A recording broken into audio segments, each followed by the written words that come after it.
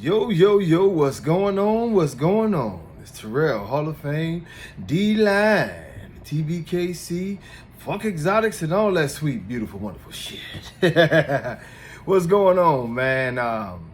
Yeah, the Browns won today. It's preseason.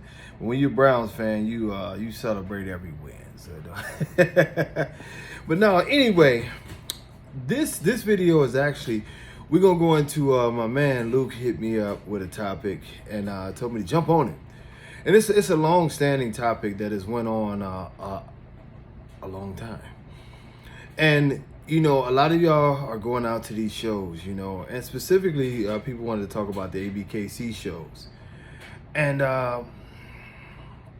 look, if you watch this channel, you already know how I feel about what has happened to the ABKC and all these things. And the truth of the matter is, when it comes to the ABKC and other registries, is that politics go on all the time, and I know somebody's going to ask that question, so I handed in all my financial paperwork today to get payments set up for the TBKC. So finally, we are here, and y'all should be able to go to tbkc.com later on this week and start registering your dogs again. But anyway, with that being said, I had some conversations, and this would probably go all the way back to, what are we in? Maybe even like 2013, 2014, you know what I mean? Where it went back and I had some conversations with Dave, and it was a thing that came up even way back then. And I was speaking of Dave Wilson, the owner, the now owner of the ABKC. And one of the issues is how to govern your judges, how to stop corruption inside the registry, how to go about these things. And see, my personality is a lot different than what Dave's personality is. I'm more aggressive. I don't have a problem with firing somebody, dismissing somebody, cussing somebody out. Whereas Dave is very, very passive. That's why you won't see him a lot. You definitely won't see him get into any altercations with anybody. That's just not who he is. And I'm not saying that that's a bad thing in any way, shape, or form. But with all of that being said, this was years ago when I believed that he was actually trying to do the right thing. It's hard when you run a registry and you have a lot of inside corruption if you don't hire somebody who's just an asshole and going to give it to everybody. So for those of you who think that it's like just one big conspiracy at the top of the ABKC, I'm going to be honest with you. Although I believe that at the top of the ABKC, some things are allowed that shouldn't be allowed.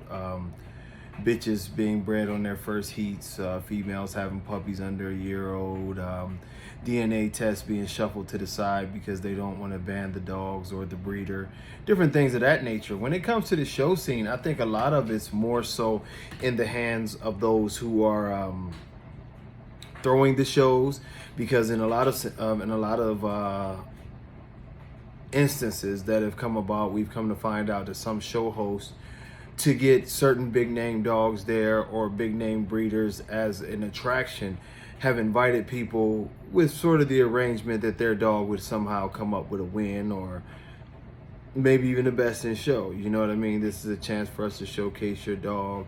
I'll have it all set up and everything like that. And of course that has happened.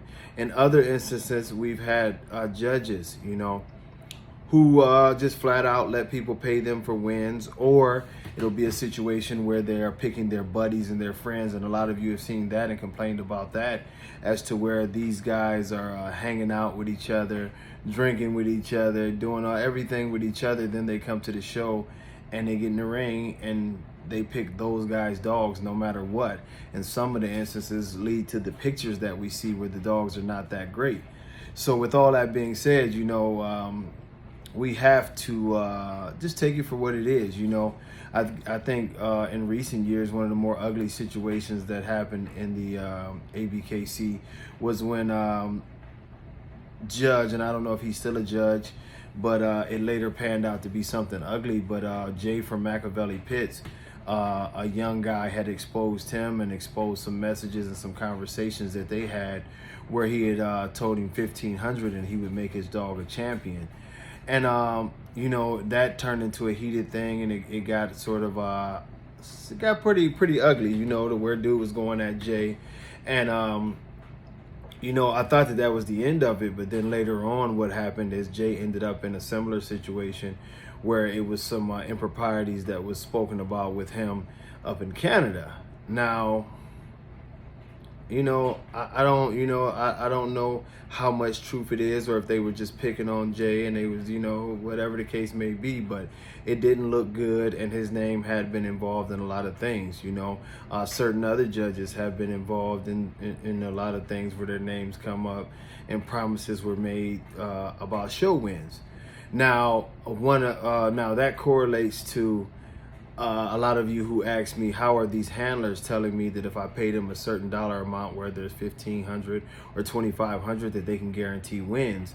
And it's because it's a little system. Most judges don't make a lot of money judging. I'm gonna tell you that now.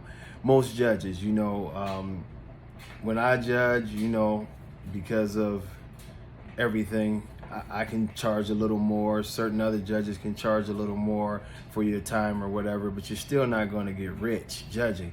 Most judges are getting a fee of $250 to, you know, at the bottom up to, let's say, $500 for their show appearance. So when they come and they do that, you know what I mean, $250 to $500 is not a ton of money for what amounts to being 2 days work, because you travel one day and they do pay for your hotels and your food and everything, but you know, I mean, you're there, so it's not like you're getting rich.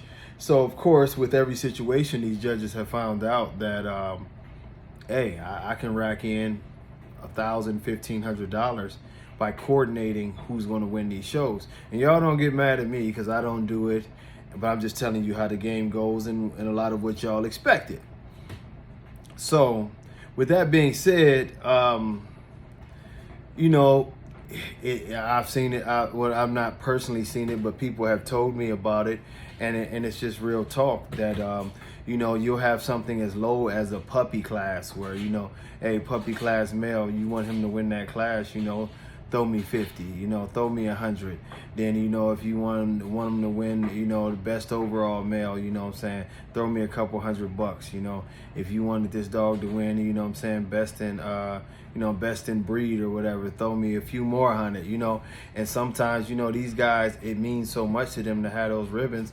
You know, some guys will come out there and dish, you know, $1,000 in a day just to rack up show wins and get a best in show or whatever the case may be. You know, Bashar was well known for that and got caught several times handing different judges envelopes and different things, but it was so wide open, and it has been so wide open, that the ABKC, you know what I mean, gets a huge black eye, rightfully so.